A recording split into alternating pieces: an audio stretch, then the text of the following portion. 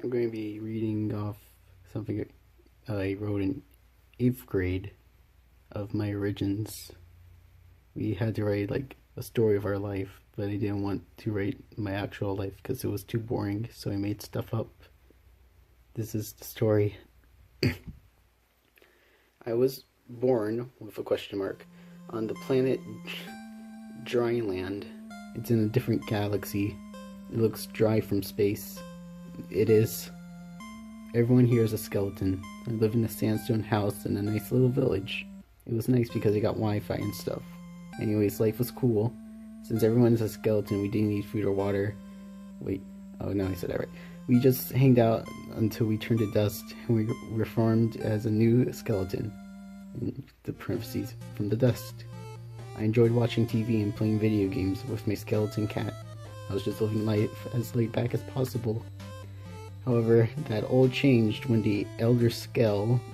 Well, oh no, I scrolled too fast. Oh gosh, hold on. The elder Skel, the wisest skeleton on Dryland, held a competition to send one lucky skeleton to a new planet. I decided that I should enter the competition because one of the planets I've always wanted to go to was Earth. It was pretty cool, and it has chocolate milk. However, in order to be selected, I would have to travel across the land and acquire the 3 pieces of the Triforce. Oh, here's a cat. I heard the 3 pieces were far away and distant from one another. I was worried I wouldn't be able to acquire them, so I decided to get guidance from the elder Skel in order to complete my mission, which is probably cheating looking back. I told him about my doubts of being able to achieve my goal, and he told me only one thing. Tell the negative committee that meets inside your head to sit down and shut up. Shut up, I said, looking upwards. The elder Skel seemed pleased and gave me a map, a compass, and a stick to take with me on my journey. The stick is just a stick, no foreshadowing. Now, with a stick in my hand and my head held up semi-high, I went off on my journey. I was worried, admittedly. What's it, 2 minutes already? I never left the village before, and now I don't have Wi-Fi. I shook these thoughts out of my head and looked at the map the other Skel gave me. It said, wrong side. I turned over the map, and sure enough, there were map pictures. The first piece I decided to go for was the Triforce of Courage. I decided to hunt it down first because I knew I was a wussy and would need the courage. The Triforce piece was located out, looks like a giant rock. I followed the path to get to it, and sure enough, there was a giant rock. I would have to climb it in order to get it, which was great because I hate heights. I let out a sigh and approached the incredibly tall rock. And suddenly, a skeleton popped out from the bushes. Greetings! The new skeleton was dressed in a yellow tuxedo with a black tie and shoes. He wore a yellow fedora that matched his outfit. He blocked his face from the light of the sun. Its formalness made my combination of 2 hoodies, short slippers, and a cap look like I barely tried. It's because I didn't. Hey, are you another competitor? I asked. The new guy laughed. That is correct. The name's Pacifico. He seemed awfully cheerful.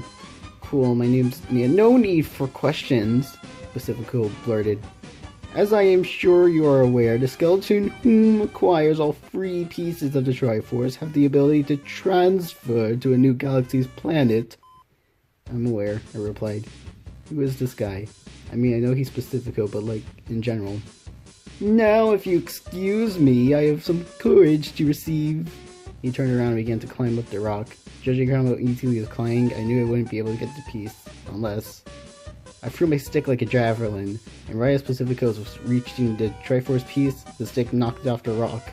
What? He exclaimed, or reasonably surprised Pacifico. I guess the stick was foreshadowing. I ran around to the back of the rock, swept the piece of my stick, and ran off. Pacifico turned around and waved his fist in the air, still on the rock. You get back here, you little bit! Pacifico was cut off from his grip, loosening due to him having only one hand supporting him. He fell to the ground with a solid thud. He didn't seem too hurt, so I continued my flee. I'll get you! He shouted rather angrily. Angrily. I ran until I was sure he couldn't catch up. I let out a sigh of relief and took a look at the next place I needed to go. The next stop was Dry Volcano, and it held the Triforce of Power. I took out the courage piece from my pocket, and to my surprise, it fused to my hand. I was confused and looked at the back of my hand. The Triforce symbol was there. with the bottom right triangle glowing a bright green. As I saw it, I was flooded with new energy, a surge of determination. Courage, if you will. I took out the compass and eventually found the path I needed to take in order to get to the volcano.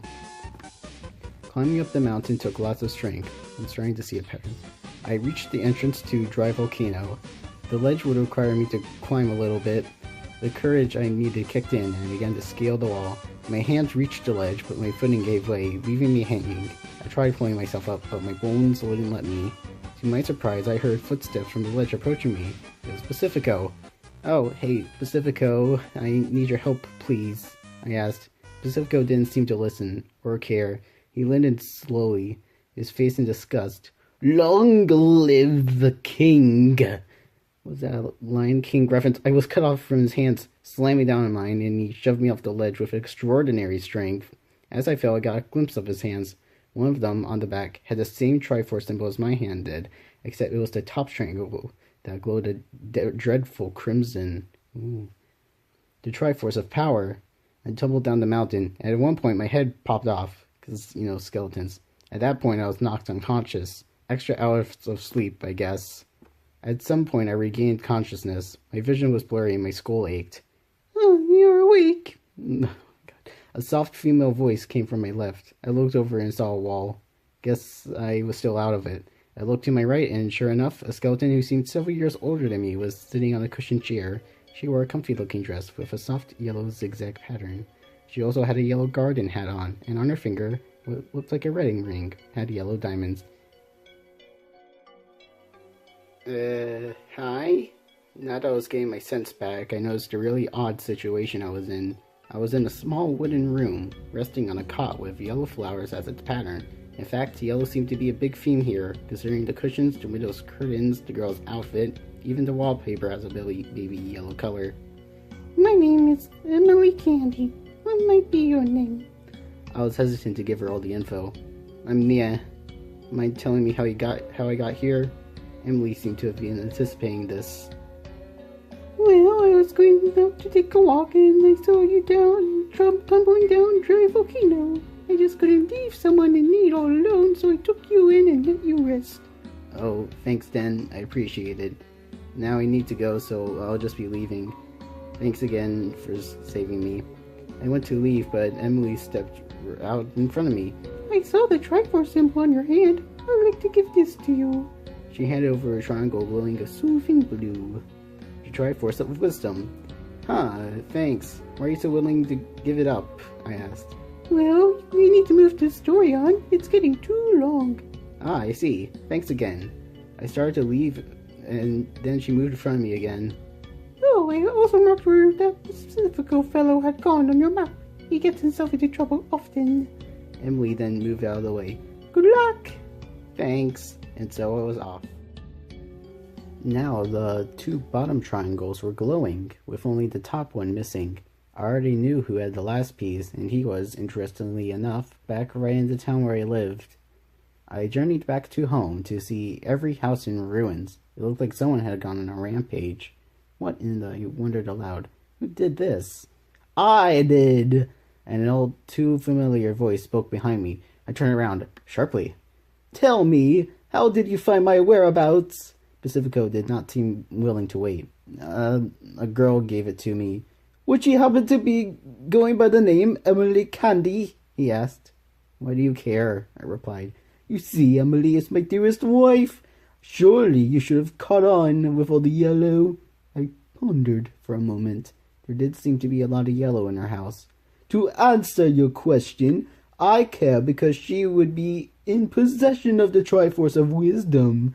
However, I know if you now have it, in order to reach my goal, I will have to turn you to powder." He raised his fist high, ready to crush my skull, when a thought popped into my mind.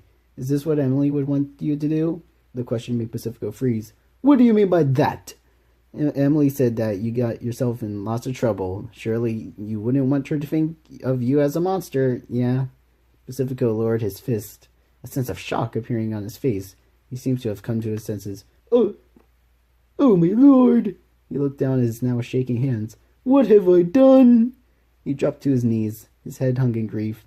I noticed the glow of the Triforce of Power had dimmed to almost nothing. I'm so sorry. Pacifico fell silent. That power got to your head, didn't it? I asked. Judging from his expression, it did. You take this. I don't want to hurt you.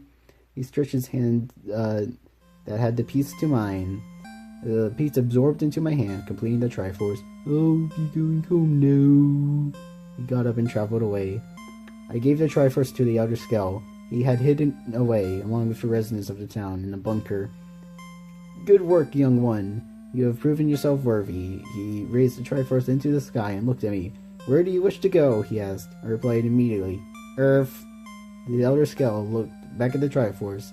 I wish for a portal to Earth to be opened. Sure enough, a portal opened. He turned to me again. Once you enter this portal, a new life will begin for you. Are you ready? I told him that I was. Anything you'd like to say before you leave? He asked. I thought about it a moment. Show Pacifico some love. He might appreciate it. And with that, I leaped into the portal with the town waving by, and then everyone clapped. Then I was born on Earth. I would share what happened on Earth, but that's personal information, and I'm comfortable sharing such material. The end. You can leave now. That was an awful story. I'm sorry.